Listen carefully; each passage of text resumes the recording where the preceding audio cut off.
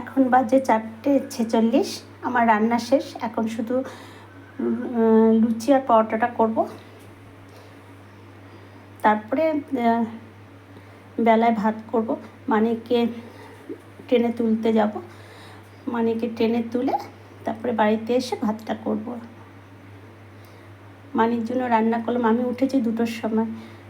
উঠে বাসির কাজ সেরে চান করে তারপরে আমি রান্না শুরু করেছি। প্রায় 3:30 থেকে রান্না শুরু করেছি।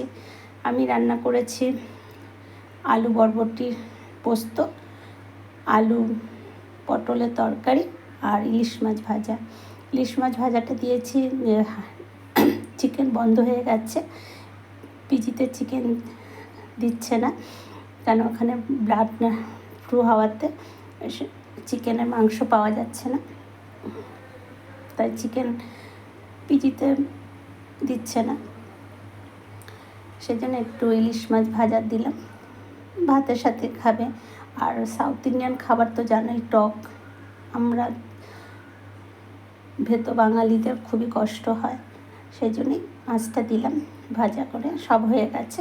এবার আমার রুটি আর পরোটাটা করে মানিককে ডাকবো, 6টার সময় ডাকবো মানিককে। আমরা 8টার মধ্যে বেরিয়ে যাব। খুব খারাপ লাগছে মনটা। তোমরা আশীর্বাদ করো মানি যেন সুস্থ থাকে, ভালো থাকে।